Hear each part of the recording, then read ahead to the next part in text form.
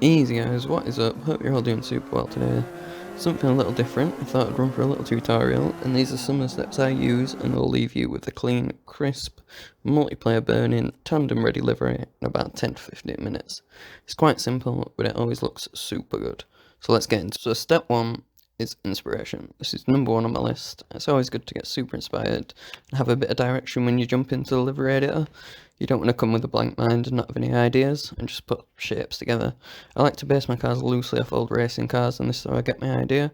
So I've just gone into Google now. I'll search E30 racing car because we're doing a Bimmy P30. I'll just have a flick through, a little scroll through, and just see what ideas I get the brain whirring, get my creative juices going, you know? So flying on over to step two, this is the tune and the body kit.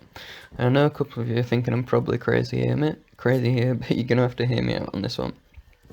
The tune on the body kit drastically changes how your car looks, so you can put kits on with wider arches, you've got veil side kits that completely change how the car looks, you can take bumpers off and change bumpers, there's whole loads of ways you can change your car, how your car looks on CarX, and it's good to get these out of the way before you go and take your new whip out to get sprayed. So you could always put like big wheels on and like massive camber and stuff, and it's going to really affect the car's lines and how that works. So I'm just sort of styling myself on the inspiration we've looked at and what they look like. I want to keep that sort of racing theme in. I'm just guessing a little bit with the tune, but these are my go-to settings that just sort of work with any car. No car feels really bad with these, and feel free to use them if you actually just need a base to work off, because they're good to tweak in and out.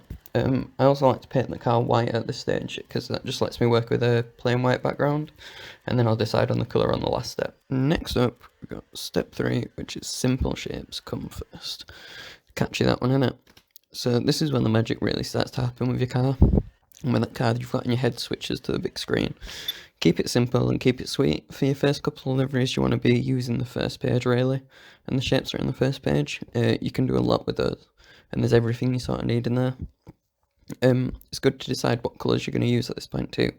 So I personally like to use 2 or 3 colours, a light and a dark colour, or like a mid and a sort of complementary colours that work together. Toothpaste flavoured cars seem to be my favourite, so you can see we've come for the blue and white there.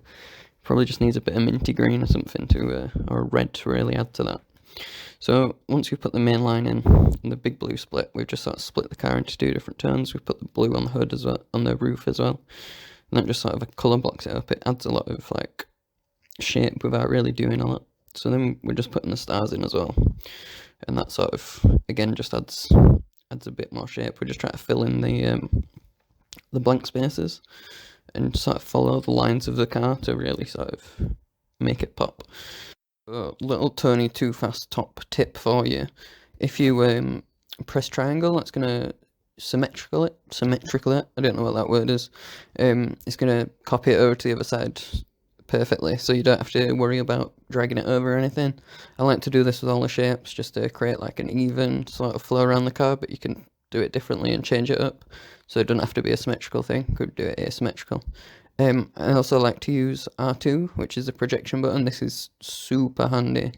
This changes the way the sticker projects on your car, so it's going to be different how you view it. So if you do it from one angle and project it, it's going to be different to if you do it from another angle and project it. It's worth just flipping around and tapping R2 a couple of times till you get it perfectly lined up. Usually I like to do it as straight as possible just to eliminate any sort of issues. So step 4, gotta go get them sponsors. This is the step that really starts adding a little extra flavour and making your car look really special. I typically like to work with the same colours I've already used in the car and potentially use another, so like I've used the red here.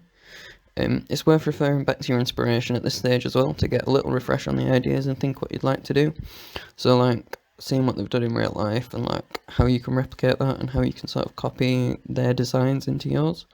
Again, using the R2 button to project the stickers so they look good and look lined up exactly how you like, because it can make such a difference if they're on like a little angle of the car and you're lifted up or not. And then when you're happy with that, just using the symmetry button to copy them over to the other side. You want to be looking to fill up any blank spaces here, anywhere where it looks overly empty, or where you can squeeze in a little sponsor. I like to do so. So on the bonnet, I've filled up some of that negative space. On the roof, I've filled up some of that negative space. And then on the back panel here, I'm looking to do just the same, just fill up that negative space. Another little tiny too fast top tip: if you select a button and then press L2 to bring up, L2 to bring up the additional controls, you can press square to replicate it, so you can bring up exactly the same shape, exactly the same size. It's just there. Again, have an extra play around with the layouts and what you want to do. So right here, I put the storm on one side, the drift hunters on one side.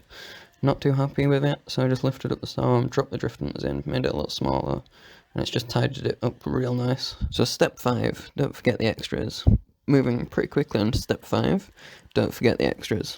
And by that, I mean little additional stickers or touches that clean up or fill in the unwanted space. I've started off here by dropping a banner onto the window, and this is really a really easy thing to do. You switch onto the third tab, use the pre-made banner, and then press R3 or L3 to drop it onto the window. Once you've done that, it's the same technique if you'd like a sponsor there, just select it, press L3, and place it on the window. Remember to keep in mind the colour choice and how you project it here, because that'll make a big difference. I also like to place racing numbers onto my cars. I think this probably just polishes off the aesthetic we're going for, the racing, vintage racing retro feel. You can use squares, you can use circles, you can put borders on them, headers. The options are pretty limitless here, and I think they make the car look absolutely great. I'm using a simple one here, so you get the idea. You also drop in some more window stickers in, just to add to that racing car feel. A like sticker, remember to like, subscribe, comment if you like it. And then additionally, just a little tuning one. I'm just throwing the red in here, just to tie it in with the rest of the car. And that brings us last, but certainly not least, to the last step, elevate it. What I mean by elevate it is this is the step that separates your livery from everyone else's in the lobby. So what I've done here, I've just gone onto there's some fades on this tab, and sort of scuffs. So I've got onto the scuffs, I've made them a matte black, and then dropped the transparency down a little bit, just so and then place them in the areas where the car's going to get hit, so the back triangle, etc. And then these splatters, I've just done the same. I've matted them, made them a brown, dropped the transparency, and then placed them in so we've got a mud splat. So there you have it, guys. There's your livery. There's a little tutorial. Get down below and let me know if it helped out. Let me know what cars you're building, how your liveries are looking. Peace.